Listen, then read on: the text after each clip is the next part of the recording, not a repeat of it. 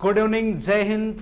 आप सभी का उड़ान दी फ्लाई ऑनलाइन प्लेटफॉर्म पे मैं धर्मेश्वर फिर से एक बार स्वागत करता हूं। आज का जो विषय है, आज मैं आपको पढ़ाने जा रहा हूं मूल विधि, यानी कि जो अपकमिंग परीक्षाएं हैं। देखें तो हम लोग बात करें यहां पर अभी एक बहुत ही बहुप्रतीक्षित परीक्षा जो कि यूपीएसआई है, और यूपीएसआई के एग्जाम में एक बहुत ही महत्वपूर्ण भूमिका अदा करने वाला एक सब्जेक्ट जिसका नाम मूल विधि और संविधान है, उसमें एक पार्ट जो आपका मूल विधि है, आज मैं उसको स्टार्ट करूंगा। और मूल विधि क्या है और उसके क्या क्या इंपॉर्टेंट पॉइंट्स हैं, या क्या क्या बातें आपको दी गई हैं, या क्या क्या आपको पढ़ना है, ये सारी बातें आज की क्लास में मैं प्रारंभ करूंगा। तो आप लोग वीडियो को लाइक और शेयर करना ना भूलिएगा। इसी के साथ हम लोग स्टार्ट करेंगे इस बेस्ट ऑनलाइन प्लेटफॉर्म पे। मैं आज की जो क्लास है वो स्टार्ट करने जा रहा हूं आपके साथ मूल विधि की क्लास। और मूल विधि को इंग्लिश में क्या कहा जाता है? मूल विधि को इंग्लिश में फंडामेंटल लॉ कहा जाता है। आइए जरा हम लोग यहां पर देखेंगे मूल विधि क्या है, या मूल विधि का क्या सेंस होता है। तो मूल विधि को इंग्लिश में मैंने आपसे बताया, मूल विधि को इंग्लिश में कहा जाता है फंडामेंटल लॉ। क्या कहा जाता है? फंडामेंटल लॉ कहा जाता है। और यहां पर अगर हम लोग मूल विधि के थोड़ा सा शाब्दिक अर्थ को देखें तो विधि का मतलब क्या होता है? कानून होता है या लॉ होता है। यानी हिंदी का जो शब्द है वो विधि है, और ज्यादा प्रचलित जो शब्द है उसे क्या कहते हैं? आप कानून कहते हैं। क्या कहते हैं? कानून कहते हैं। और मूल का क्या सेंस होता है? तो शाब्दिक अर्थ जो मूल का होता है वो क्या होता है? जड़ होता है। या और भी अगर इस वर्ड को डिस्क्राइब किया जाए तो क्या होता है? आधार होता है, या इंग्लिश में क्या कहा जाता है? बेस कहा जाता है। यानी ऐसा कानून जो सभी का क्या होता है? बेस होता है, आधार होता है, वही क्या होता है? उसी को हम लोग शाब्दिक अर्थ के रूप में मूल विधि कहते हैं। यानी कि बिना आधार के, बिना बेस के कोई भी वस्तु, कोई भी व्यक्ति, कोई भी विषय नहीं बन सकता है। इसलिए ये जो आपका विषय है मूल विधि, यानी कुछ ऐसी विधियां जो आधारभूत हैं, जो कि जड़ हैं, उसी को हम लोग क्या कहते हैं? मूल विधि कहते हैं। या इंग्लिश में बात करें तो उसी को क्या कहा जाता है? फंडामेंटल लॉ कहा जाता है। अगर इसके साथ हम लोग देखें यहां पर, तो मूल विधि के सिलेबस के अंतर्गत आपको एक बहुत महत्वपूर्ण संहिता दी गई है। पहले तो एक बात हम लोग यहां पर समझेंगे, संहिता क्या होता है। कि संहिता एक शब्द आता है जिसे इंग्लिश में कोड कहा जाता है। तो संहिता जो शब्द होता है, इसको पहले हम लोग समझ लेते हैं संहिता किसे कहते हैं, फिर आगे हम लोग बात करेंगे। तो संहिता क्या होता है, या संहिता को इंग्लिश में क्या कहा जाता है? कोड कहा जाता। संहिता को इंग्लिश में कोड कहा जाता है। और संहिता क्या होती है? अलग अलग नियमों को, अलग अलग विधियों को एक स्थान पर विधिबद्ध करके इकट्ठा करना ही क्या कहलाता है? संहिता कहलाता है। फिर से सुनिएगा, अलग अलग विधियों को, अलग अलग कानूनों को, किसको? अलग अलग विधियों को, अलग अलग विधियों को यानी कि कानूनों को एक स्थान पर इकट्ठा करना ही क्या कहलाता है? एक स्थान पर इकट्ठा करना ही संहिता कहलाता है। एक स्थान पर इकट्ठा करना ही क्या कहलाता है? संहिता कहलाता है। करना ही क्या कहलाता है? संहिता कहलाता है। तो संहिता का क्या सेंस हुआ? नियमों, कानूनों या विधियों को क्या कहते हैं? नियमों, कानूनों, विधियों को एक जगह पर इकट्ठा कर लेना क्या कहलाएगा? संहिता कहलाएगा। अब अगर मैं आपसे बात करूं, इस आपके यूपीएसआई के पैटर्न में, आपके यूपीएसआई के सिलेबस में यहां पर इंडियन पिनल कोड यानी भारतीय दंड संहिता की बात की गई है। किसकी बात की गई है? भारतीय दंड संहिता की बात की गई है। तो आइए जरा आज कुछ जानकारी हम लोग भारतीय दंड संहिता के विषय में करेंगे, और धीरे धीरे आगे क्लास को प्रोसीड करेंगे। तो ये यहाँ पर संहिता आपको समझ में आ गया। अब अगर मैं आपसे बात करूं भारतीय दंड संहिता की, तो भारतीय दंड संहिता के बारे में हम लोग थोड़ा सा जानकारी करेंगे। यहां पर देखिएगा, भारतीय दंड संहिता, भारतीय दंड संहिता जहां भी लिखा होगा वहां पर आपको लिखा हुआ मिलेगा 1860। एक बात याद रखिएगा, किसी भी अधिनियम, किसी भी संहिता के साथ जब किसी ईयर का या किसी तारीख का उल्लेख किया जाता है तो उसका सीधा सा तात्पर्य यह होता है कि वो संहिता या वो अधिनियम उसी वर्ष में बना हुआ है। इसलिए यहां पर देखिएगा लिखा गया भारतीय दंड संहिता 1860, तो इसका सीधा सा अर्थ यही समझना है, ये जो भारतीय दंड संहिता है ये 1860 में बनी थी। ठीक है, ये आपको याद रखना है। और आप लोगों ने आईपीसी नाम सुना है, इसके बारे में बहुत ही बेसिक मैं आपको बता रहा हूं। तो इसका इंग्लिश का जो नाम होता है उसे क्या कहा जाता है, इंडियन पेनल कोड। इंग्लिश में क्या कहा जाता है, इंडियन पेनल कोड कहा जाता है, और इसी को इंडियन पेनल कोड भी कहा जाता है। यानी इसके शॉर्ट फॉर्म हम लोग यूज करते हैं ज्यादातर, क्या बोलते हैं, आईपीसी। क्या बोलते हैं, आईपीसी। इसे शॉर्ट फॉर्म में क्या बोलते हैं, आईपीसी बोलते हैं।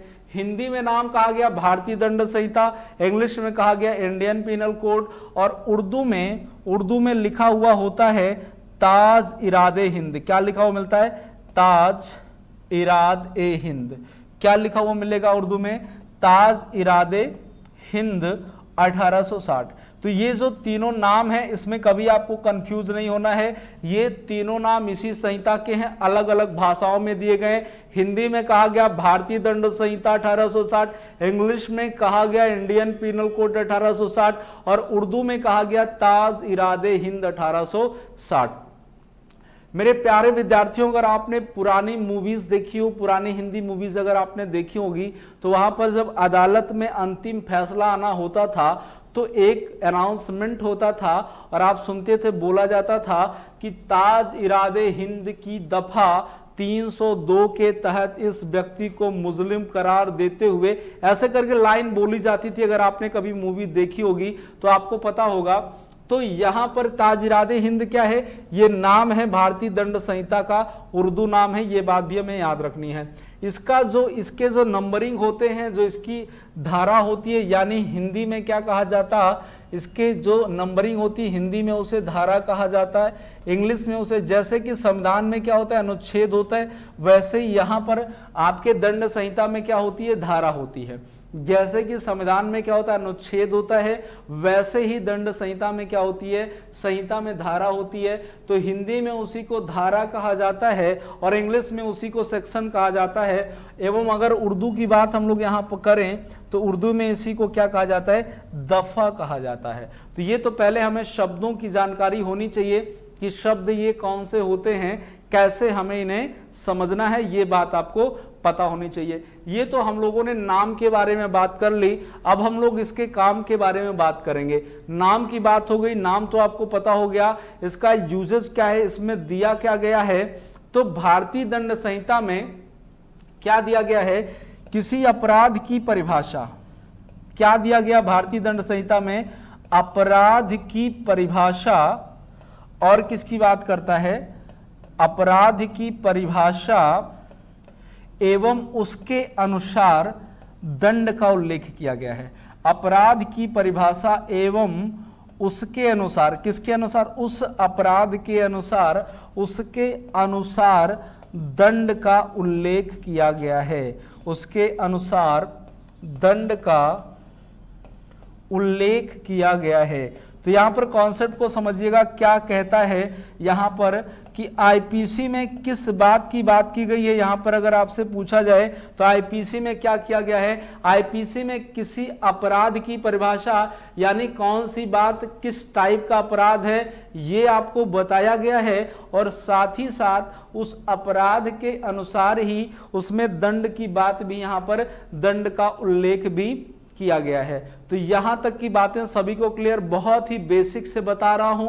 जो लॉ के शब्द होते हैं, जो कानून के वर्ड्स होते हैं, वो समझने में स्टूडेंट्स को परेशानी होती है। तो उन सभी परेशानियों का जो सॉल्यूशन है वो आज से इसी क्लास में आपको मिलने वाला है, और फ्लाई द उड़ान के ऑनलाइन प्लेटफॉर्म पे आपको मिलने वाला है। ठीक है, तो यहां पर देखिएगा, आगे हम लोग बात करेंगे। यहां पर शब्द जो आपके आया, कौन सा शब्द आया, देखिए एक शब्द आ गया अपराध।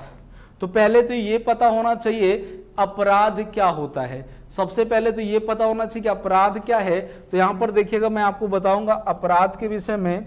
अपराध क्या है, तो अपराध के अगर हम लोग शाब्दिक अर्थ की बात करें, अपराध के अगर हम लोग शाब्दिक अर्थ की बात करें तो अपराध का जो शाब्दिक अर्थ होता है वो होता है अशुभ कर्म। क्या होता है? अशुभ कर्म क्या होता है? अपराध होता है। लेकिन यहां पर क्या डिफिनेशन दी जाए अपराध की, तो अपराध का तात्पर्य क्या है? ऐसा कार्य करना जो विधि द्वारा निषेधित है, क्या कहलाता है? अपराध कहलाता है। ऐसा कार्य करना जो विधि द्वारा क्या है? निषेधित है, वो क्या कहलाता है? अपराध कहलाता है। ये बात आपको याद रखनी है। ऐसा काम करना जो विधि द्वारा निषेधित है उसी को क्या कहेंगे? अपराध कहेंगे। ये अपराध की एक लाइन की परिभाषा आपको याद रखनी है। ऐसा कार्य करना, ऐसा कार्य करना जो विधि द्वारा निषेधित है, जो विधि द्वारा निषेधित है, यानी जिससे क्या होता है? कानून का उल्लंघन होता है, वो आपके क्या होता है? उसी को अपराध कहते हैं। ऐसा कार्य करना जो विधि द्वारा निषेधित है अपराध कहलाता है, उसी को क्या कहते हैं? अपराध कहते हैं। तो ये तो बात हो गई आपके अपराध की कि अपराध किसे कहते हैं। अब जरा सा यहाँ पर समझेंगे हम लोग आईपीसी में और क्या जरूरी बातें हैं या कौन सी धाराएं हैं, इसकी हम लोग बात करेंगे।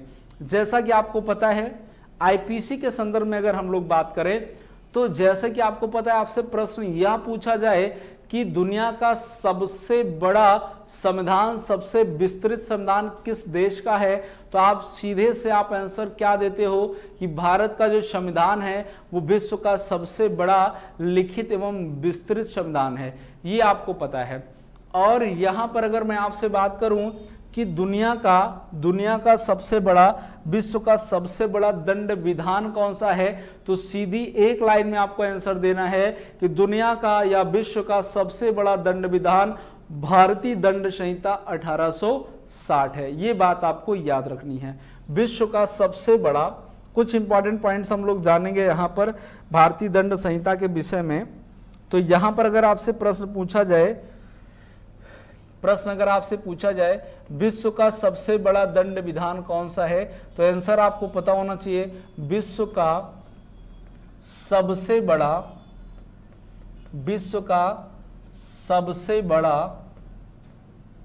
दंड विधान, विश्व का सबसे बड़ा दंड विधान कौन सा है? आईपीसी, यानी जिसे आप लोग हिंदी में क्या कहते हो? हिंदी में आप लोग कहते हो भारतीय दंड संहिता। क्या हो जाएगा? भारतीय दंड संहिता। यहां पर आप सीधे से एक लाइन में कहेंगे भारतीय दंड संहिता 1860। भारतीय दंड संहिता 1860 ये सबसे बड़ा क्या है? ये सबसे बड़ा दंड विधान है पूरे विश्व का। अब अगर आपसे भारतीय दंड संहिता के संदर्भ में प्रश्न पूछा जाए, मैं आपको बताता हूं वन बाय वन, प्रश्न टाइप से भी मैं आपको बताऊंगा, एक्सप्लेनेशन भी मैं आपको बताऊंगा, शब्दों का उल्लेख भी मैं आपको बताऊंगा, स्पष्टीकरण भी समझिएगा।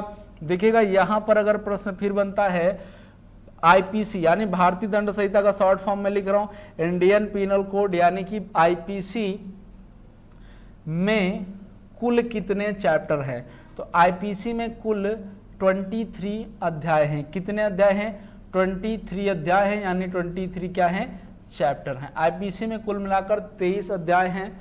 और यहां पर अगर गणना की दृष्टि से बात करें, कुल 23 अध्याय तो हैं, लेकिन गणना जो होती है यहां पर कुछ अध्यायों में ए या हिंदी में कहे तो का जोड़ दिया गया है। तो गणना की दृष्टि से 26 अध्याय हो जाते हैं। इसको भी जरा जान लेंगे कौन कौन से अध्याय हैं। गणना की दृष्टि से 26 अध्याय जिसमें 5 का, 9 का और 20 का क्या किया गया है? जोड़ा गया है। जिसमें 5 का कॉमन 9 का और क्या जोड़ा गया? 20 का जोड़ा गया। 5 का, 9 का और 20 का क्या किया गया है? जोड़ा गया है। तो ये बात भी बहुत इंपॉर्टेंट है आईपीसी के रिगार्डिंग, याद रखनी है आपको कि इसमें क्या है? 5 का और 9 का और 20 का को क्या किया गया है, जोड़ा गया है। ये आईपीसी में, ऐसा आपको आईपीसी के बारे में जानकारी होनी चाहिए। और अगर हम लोग बात करें यहाँ पर आईपीसी के संदर्भ में कि आईपीसी में कुल कितनी धाराएं हैं, कुल कितने सेक्शंस हैं, तो याद रखिएगा आईपीसी में कुल मिलाकर अभी तक 511 क्या है, सेक्शंस हैं, यानी कि धाराएं हैं। और अगर प्रश्न ये पूछ लिया जाए कि आईपीसी में मूल धाराएं कितनी हैं, बेसिक जो धाराएं थी वो कितनी हैं, तो आईपीसी में जो मूल धाराओं की संख्या है वो 488, यानी कि 488 मूल धाराओं की बात यहां पर की जाती है आईपीसी में। तो ये भी बहुत इंपॉर्टेंट पॉइंट है आईपीसी के रिगार्डिंग, नोट करेंगे हम लोग। यहां पर देखिएगा, अगर क्वेश्चन ये आपसे पूछा जाए आईपीसी में कुल धाराएं, आईपीसी में कुल धाराएं, आईपीसी में कुल कितनी धाराएं हैं, कुल धाराएं कितनी हैं, तो आपको याद रखना है 511, 511 यहाँ पर धाराएं हैं। और अगर ये प्रश्न पूछ लिया जाए कि मूल कितनी धाराएं हैं, बेसिक रूप से पहले से कितनी धाराएं थी, तो आईपीसी में मूल धाराओं की बात किया जाए तो आईपीसी में मूल धाराएं कितनी हैं, तो आपको क्या आंसर देना, 488। मूल धाराओं की बात करें तो क्या आंसर देना, आपको 488 देना है। एक बार प्रश्न ये भी आपसे पूछा जा सकता, क्या पूछा जा सकता, आईपीसी का सबसे बड़ा चैप्टर कौन सा है, सबसे बड़ा अध्याय कौन सा है, तो याद रखना है आईपीसी का जो सबसे बड़ा चैप्टर है दैट इज चैप्टर 17, यानी कि अध्याय 17 जो है वो आईपीसी का सबसे बड़ा चैप्टर है, जिसका नाम संपत्ति के विरुद्ध अपराध, जिसका क्या नाम हो जाएगा, संपत्ति के विरुद्ध अपराध हो जाएगा।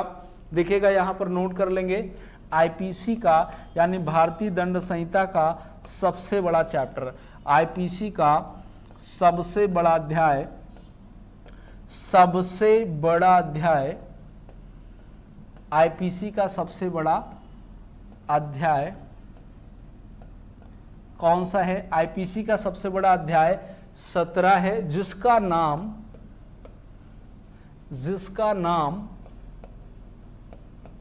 नाम क्या है, याद रखिएगा, जिसका नाम संपत्ति के विरुद्ध अपराध है। क्या हो जाएगा, संपत्ति के विरुद्ध अपराध, संपत्ति के विरुद्ध अपराध है, जिसका नाम संपत्ति के विरुद्ध अपराध है।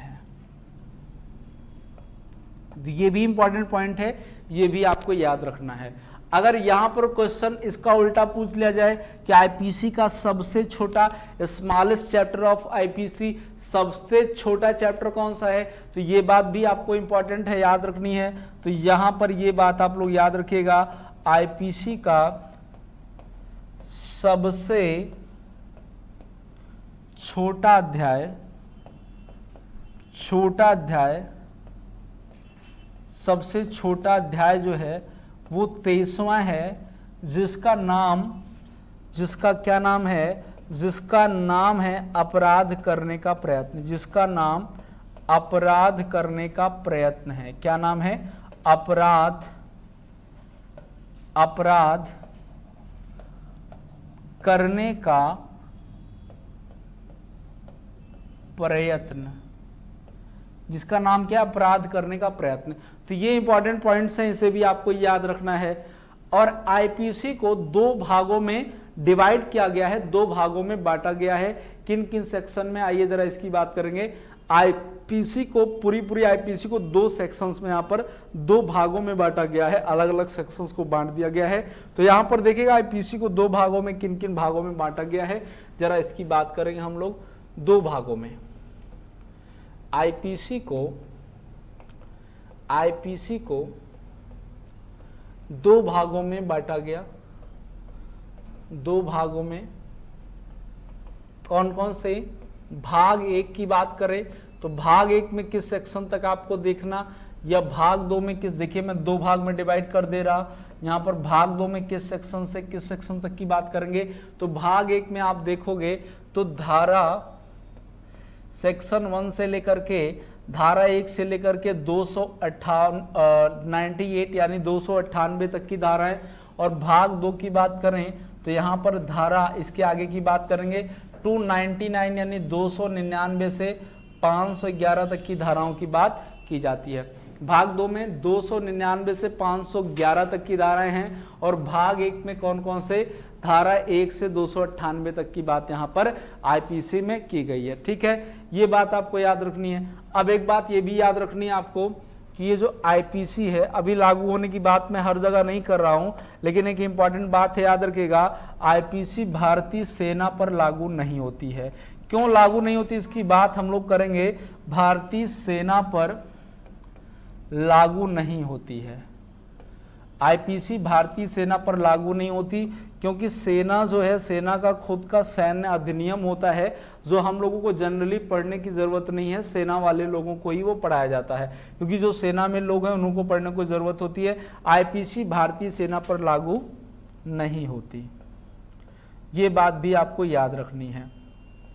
और एक इंपॉर्टेंट पॉइंट और यहाँ पर मैं आपसे डिस्कस करूँ अभी, तो उसमें ये कि यूपीएसआई के एग्जाम में, यूपीएसआई 2016 के एग्जाम में एक क्वेश्चन पूछा गया था कि भारत के अलावा आईपीसी और किन कंट्रीज में लागू होती है और किन देशों में आईपीसी लागू होती है, तो ये भी क्वेश्चन एग्जाम में पूछा जा चुका है। तो देखिएगा, आईपीसी जो है, भारतीय दंड संहिता जो है, आईपीसी पूरी तरह से या आंशिक रूप से, पूरी तरह से या आंशिक रूप से, पूरी तरह से या आंशिक रूप से भारत में कहां किस किस कंट्री में देखिएगा कहां पर, क्योंकि भारत के अलावा भी देशों में लागू होती है आईपीसी। उसका रीजन क्या कि और भी देश जो हैं पहले अंग्रेजों के उपनिवेश थे, और ये जो भारतीय दंड संहिता बनाई गई है ये इंडियंस के द्वारा नहीं बनाई गई है। यहाँ पर देखिए बार 1860 लिखा हुआ है, और आपको पता है कंट्री जो हमारा कंट्री को फ्रीडम मिला था वो 1947 में मिला था, 1947 में मिला था। तो जाहिर सी सीधी सी बात है, ये जो 1860 लिखा है, जो भी अधिनियम, जो भी कानून यानी 1947 के पहले बने होंगे, या संविधान सभा या संविधान के पहले जो भी कानून बने हुए होंगे, और अगर वो लागू हैं तो वो अंग्रेजों के द्वारा बनाए गए होंगे। ये बात बहुत सामान्य सी बात है। तो इसके अलावा, भारत के अलावा और भी देश थे, क्या थे, इंग्लैंड के उपनिवेश थे, ब्रिटेन के उपनिवेश थे, तो वहां भी क्या थी, आईपीसी लागू थी, इसी प्रकार की आईपीसी लागू थी। तो आइए देश की क्या कौन कौन से देश हैं जरा ये जानेंगे। भारत था, पाकिस्तान, क्योंकि पाकिस्तान तो पहले इंडिया में ही था, ये आपको पता ही है, सभी को बहुत सामान्य सी बात है। तो भारत, पाकिस्तान क्या था, पाकिस्तान इसी में था, निकला वहां से, इंडिया से अलग किया गया, तो वहां पर पाकिस्तान दंड संहिता हो गई। लेकिन प्रावधान क्या है, प्रावधान इसी के जैसे हैं, जैसे कि भारतीय दंड संहिता वैसे ही पाकिस्तान की दंड संहिता भी है। तो भारत हो गया, पाकिस्तान हो गया, बांग्लादेश भी इसी का पार्ट था, आपको पता है, बांग्लादेश हो गया आपके। या यहां पर बात करें म्यांमार एक कंट्री, ये भी पता है, म्यांमार जो है ये भी क्या है, यहाँ पर भी आईपीसी लागू है। या और देशों की बात करें तो श्रीलंका में भी आईपीसी लागू है, श्रीलंका की बात करें, या सिंगापुर की बात करें। ये क्वेश्चन पूछा गया था, ऑप्शन में सिंगापुर था, तो ये बात आपको बहुत इंपॉर्टेंट है, याद रखनी है। सिंगापुर ऑप्शन में दिया गया था, यूपीएसआई के एग्जाम में पूछा गया था, तो सिंगापुर आपको याद रखना है। तो भारत में, पाकिस्तान में, बांग्लादेश में, म्यांमार में, श्रीलंका में, सिंगापुर में, और कहाँ पर और भी देख लीजिएगा कुछ कंट्रीज में। और कौन सी कंट्री में, ब्रुनोई एक कंट्री का नाम है, ब्रुनोई में भी क्या है, यहाँ पर आईपीसी लागू है। या और कंट्रीज की बात करें तो मलेशिया में भी क्या है, आईपीसी लागू है, मलेशिया भी आपको याद रखना। यहाँ पर देखिएगा मलेशिया में भी क्या है, आईपीसी लागू है। तो भारत हो गया, पाकिस्तान हो गया, बांग्लादेश हो गया, म्यांमार हो गया, या मलेशिया हो गया, सिंगापुर, ब्रुनोई, ये सब जो कंट्रीज हैं यहाँ पर क्या था, आईपीसी लागू थी। आईपीसी लागू है, कहीं पर पूरी तरीके से लागू है, कहीं पर क्या है, आंशिक रूप में लागू है, कहीं पर पूरी तरीके से है तो कहीं पर थोड़ी बहुत आईपीसी लागू है। तो ये भी एक इंपॉर्टेंट पॉइंट हो जाएगा आपके एग्जाम के पॉइंट ऑफ व्यू से, तो ये बात भी आपको याद रखनी है। तो एक बात अब यहाँ पर ये आपको समझनी है कि जो भारतीय दंड संहिता है, भारतीय दंड संहिता है, ये आई कहाँ से, और भारतीय दंड संहिता का इतिहास क्या है, थोड़ी सी इसके बारे में हम लोग जानकारी करेंगे आज की क्लास में। धीरे धीरे इसी सीक्वेंस में हम लोग बढ़ते रहेंगे। तो आइए जरा समझते हैं भारतीय दंड संहिता की हिस्ट्री क्या है, इसकी जरा सा आज की क्लास में बात करता हूं। तो भारतीय दंड संहिता जो है, आप लोगों ने निश्चित रूप से संवैधानिक विकास पढ़ा होगा, और जिन्होंने नहीं पढ़ा है मैं संवैधानिक विकास भी आपको पढ़ाऊंगा, तो ये बात आपको आगे मैं बताऊंगा। तो आप लोगों ने अगर पढ़ा होगा तो भारतीय दंड संहिता जो है संवैधानिक विकास में आप लोगों ने चार्टर एक्ट पढ़े होंगे, जिसमें से एक 1833 का चार्टर एक्ट था। ये बात आपने पढ़ी होगी, अगर नहीं पढ़ी होगी तो ये बात मैं आपको संवैधानिक विकास में पढ़ाने वाला हूँ। तो यहाँ पर देखिएगा, अंग्रेजों द्वारा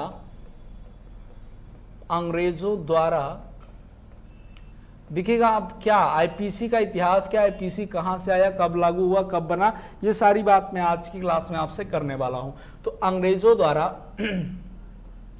1833 का चार्टर एक्ट लाया गया, 1833 का चार्टर एक्ट लाया गया, और इसमें और भी कई सारे प्रावधान थे। मैं सिर्फ एक प्रावधान की यहाँ पर बात कर रहा हूँ, जो पॉइंट है उस पर हम लोग चलेंगे। तो 1833 का क्या लाया गया, चार्टर एक्ट लाया गया। तो और भी अलग अलग चार्टर एक्ट हैं, जैसे 13 का है, 33 का है, 53 का है, ये सारे चार्टर एक्ट हम लोग पढ़ेंगे संविधान की क्लास में। लेकिन आज हम लोग इस मूल विधि में सिर्फ अपने पॉइंट पे फोकस कर रहे हैं। तो अंग्रेजों द्वारा 1833 का चार्टर एक्ट लाया गया, और इस चार्टर एक्ट में ये बात कही गई कि भारत में शासन करने के लिए, भारत में कानून लागू करने के लिए एक विधि आयोग की स्थापना की जानी है। यहाँ पर ये प्रावधान किया गया, ये बात कही गई 1833 के चार्टर एक्ट में, ये बात कही गई 1833 के चार्टर एक्ट में प्रावधान किया गया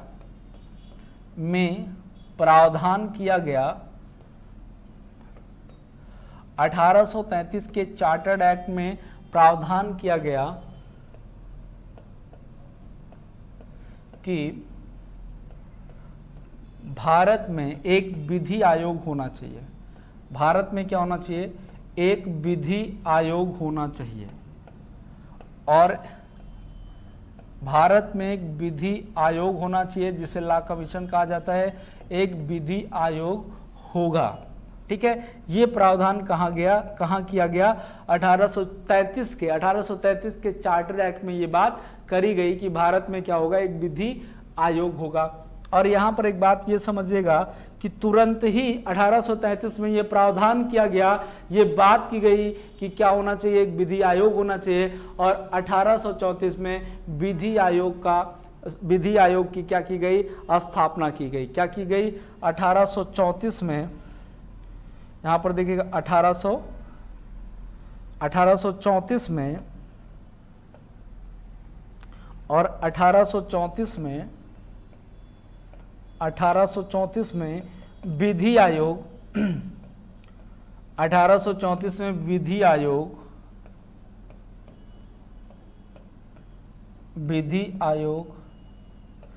की स्थापना की गई। 1834 में विधि आयोग की स्थापना की गई, ये बात आपको समझना है। और इस विधि आयोग के जो प्रथम विधि आयोग की स्थापना कब की गई, तो ये बात आप लोग याद रखिएगा 1834 में। और इसके प्रथम अध्यक्ष लॉर्ड मैकाले थे। और विधि आयोग के प्रथम अध्यक्ष कौन थे, अगर प्रश्न ये पूछा जाए, विधि आयोग के प्रथम अध्यक्ष लॉर्ड मैकाले थे। कौन था, विधि आयोग के प्रथम अध्यक्ष लॉर्ड मैकाले। इसीलिए अगर आईपीसी के जनक की बात की जाती है तो यहाँ पर लॉर्ड मैकाले साहब का क्या आता है, नाम आता है। ये पूछा था आईपीसी का जनक कौन है, तो इसीलिए कहा जाता है लॉर्ड मैकाले, क्योंकि यही कौन थे, यही जो है प्रथम विधि आयोग के अध्यक्ष थे। और इन्हीं के कार्यकाल में जो है आईपीसी बनना प्रारंभ हुई थी, यानी कि कार्यकाल में क्या हुई थी, आईपीसी बनना प्रारंभ हुई थी। तो ये बात भी बहुत इंपॉर्टेंट है, दोनों प्रश्न आपको याद रखने।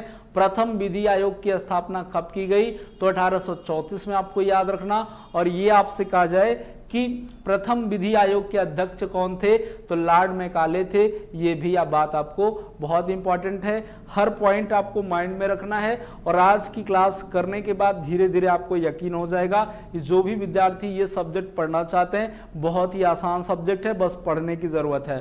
तो यहाँ पर देखिएगा, आगे हम लोग बात करेंगे, हो गया। आगे अगर हम लोग यहाँ पर बात करें, ये तो बात हो गई विधि आयोग की। अब यही से क्या होता है, भारतीय दंड संहिता के निर्माण की बात होती है और अलग अलग विधियों को, अलग अलग कानूनों को, अलग अलग रीत रिवाजों को क्या किया गया, इकट्ठा किया गया। जैसे हिंदू विवाह विधि अलग थी, मुस्लिम की विवाह विधि अलग थी, यानी हर अलग अलग टाइप के, अलग अलग समुदाय से, अलग अलग संप्रदाय से, अलग अलग जगहों से क्या किया गया, अलग अलग नियमों को, कानूनों को, रीति रिवाजों को इकट्ठा किया गया और एक विधि आयोग का, एक दंड संहिता का निर्माण किया गया, जो दंड संहिता क्या बनी, भारतीय दंड संहिता बन गई। ठीक है, भारतीय दंड संहिता बन गई। अब यहां पर पूछा जाए कि भारतीय दंड संहिता जो है ये कब बनकर तैयार हुई, तो यहां पर आपको बात याद रखनी है, 6 अक्टूबर 1860, 6 अक्टूबर 1860 को आईपीसी बनकर तैयार हो गई। आईपीसी बनकर तैयार हो गई। यही वजह है कि हर बार जब आईपीसी लिखते हैं, भारतीय दंड संहिता लिखते हैं, तो यहां पर क्या लिखते हैं, 1860 लिखते हैं। तो 6 अक्टूबर 1860 को आईपीसी बनकर तैयार हो गई। अब यहां पर एक बात करें हम लोग, कब बन गई, 1860, 6 अक्टूबर 1860 को बनकर तैयार हो गई। लेकिन लागू होने की बात मैं अभी आपसे नहीं कर रहा हूं, लागू कब हुई थी अगर ये प्रश्न पूछा जाए। और तत्कालीन वायसराय जो थे, उस समय के तत्कालीन वायसराय कौन थे, तत्कालीन वायसराय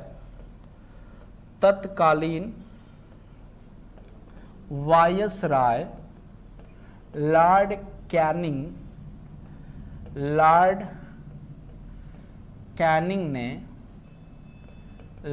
कैनिंग ने आईपीसी को लागू करने की परमिशन दे दी, आईपीसी को लागू करने की स्वीकृति दी, लागू करने की स्वीकृति दे दी।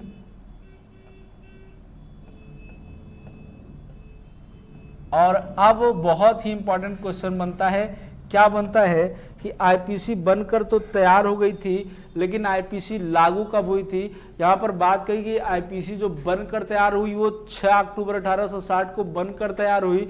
लेकिन अगर ये बात आपसे पूछी जाए आईपीसी लागू कब हुई थी, भारतीय दंड संहिता 1860 को लागू कब किया गया था, तो ये बात बहुत ही इंपॉर्टेंट है, याद रखिएगा। 1 जनवरी 1862, 1 जनवरी 1862,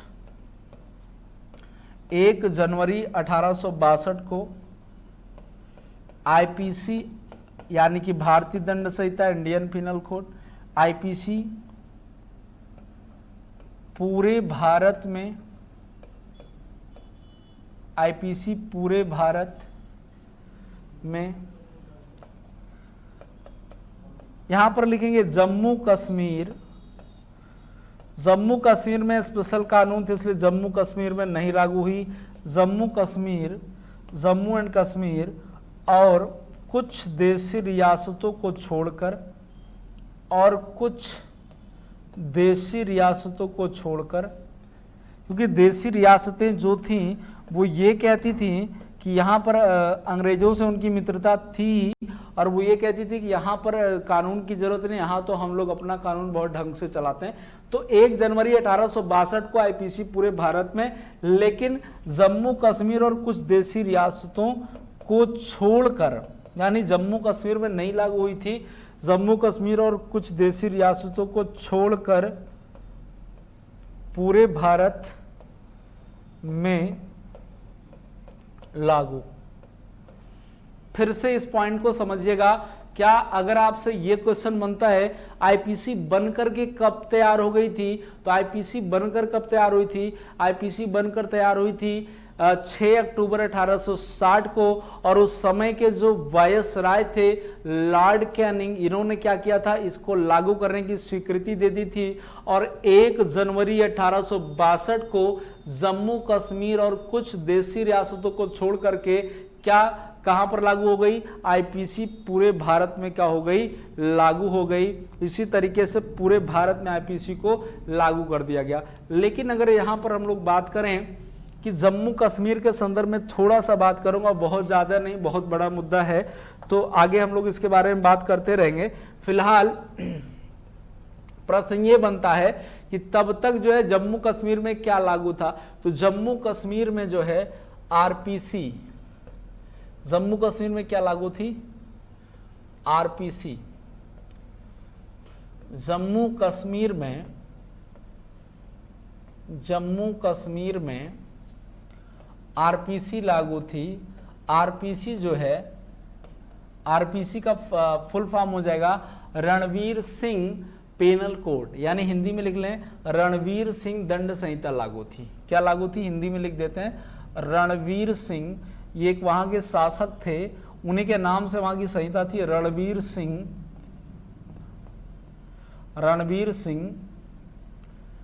दंड संहिता लागू थी।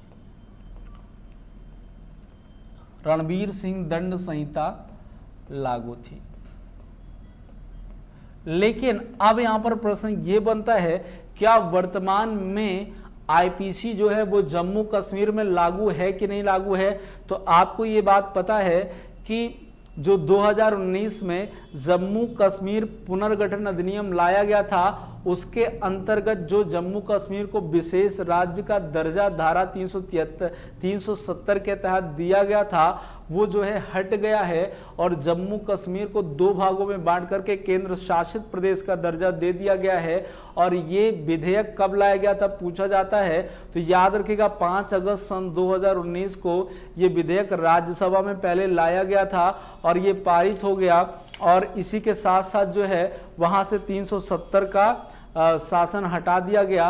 और अगर प्रश्न ये पूछा जाए कि जम्मू कश्मीर में कब से लागू हो गई, तो ये बात भी आपको याद रखना है 31 अक्टूबर 31 अक्टूबर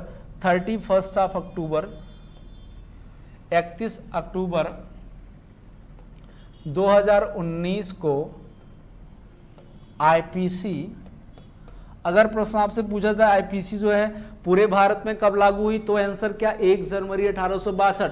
लेकिन प्रश्न आपसे इस तरह पूछा जाए कि जम्मू कश्मीर को मिलाकर के पूरे भारत में कब लागू हुई, तब 31 अक्टूबर 2019। या प्रश्न आपसे ये पूछा जाए कि जम्मू कश्मीर में आईपीसी कब लागू हुई, तब आंसर क्या होएगा?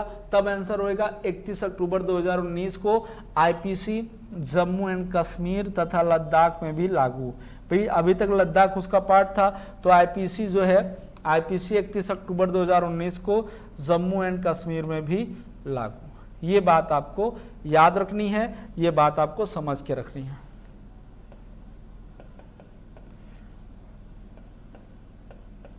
जम्मू और कश्मीर में भी कब लागू हो गया आईपीसी? 31 अक्टूबर 2019 को लागू हो गई थी। तो इसी तरीके से इसी सीक्वेंस में हम लोग आगे ये पढ़ेंगे कि कौन कौन से आईपीसी में कौन कौन सी धाराएं हैं, कौन कौन से अध्याय हैं, कैसे आईपीसी में क्या कौन सा दंड है तो उसके लिए क्या सजा है। जैसे कि यहाँ पर मैं आपको उदाहरण देता हूँ, यहाँ पर उदाहरण मैं आपको देता हूँ। जैसे अब आईपीसी में आपको पढ़ना होगा कि कौन सी बात चोरी है ना, कौन सी बात चोरी है, चोरी कौन सा अपराध है, तो वहाँ पर धाराएं भी मैं आपको पढ़ाऊंगा। जैसे अब अलग अलग टाइप के यहाँ पर वर्ड मैंने लिख दिए, मैंने यहाँ पर लिख दिया चोरी, या मैंने लिख दिया लूट, या मैंने यहाँ पर लिख दिया डकैती। सब कुछ एक ही टाइप लगते हैं, जो नहीं पढ़ता अल्लाह उसको सब कुछ एक ही टाइप लगता है, लेकिन सबकी अलग अलग धाराएं हैं, सबके क्या हैं अलग अलग दंड हैं। जैसे यहाँ पर धारा की बात करें, यहाँ पर अगर मैं धारा की बात करूं तो धारा 378 के तहत चोरी की बात होती है। चोरी क्या है ये धारा 378 में बताया गया। 390 में बताया गया कि लूट क्या है, और 391 में बताया गया कि डकैती क्या है। इनके दंड की बात किस धारा में की गई है?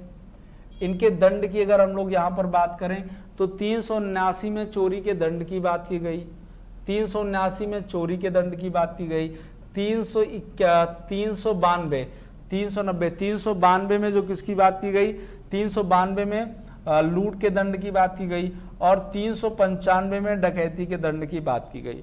तो यहाँ पर देखिए अलग अलग धाराएं हैं, सब आपको क्या करना है, याद करनी है, सबको पढ़ना है। जैसे चोरी के लिए दंड की बात करें तो 3 वर्ष का कारावास या क्या हो जाएगा, आर्थिक दंड भी दिया जाता है। या अगर हम लोग लूट की बात करें तो 10 वर्ष का कारावास और उसके लिए भी आर्थिक दंड दिया जाता है। अगर हम लोग यहाँ पर डकैती की बात करें तो डकैती दूसरी श्रेणी में है, डकैती 5 लोग करते हैं तो आजीवन कारावास भी है। अगर शाम को सूर्य डूबने के बाद से लेकर के सुबह 6 बजे तक के बीच में अगर किसी नेशनल हाईवे पे अगर डकैती होती तो उसके लिए आजीवन कारावास है। ठीक है, डकैती होने के लिए 5 लोग होने चाहिए। या यहाँ पर बात करें डकैती में और कौन सी सजा है तो 10 वर्ष का है, प्लस 10 वर्ष का कारावास होता है, प्लस आर्थिक दंड भी दिया जाता है। तो यही सब बातें जो हैं हम लोगों को आईपीसी में पढ़नी होती है। इसी प्रकार से जो दंड संहिता में बात आपसे की गई है।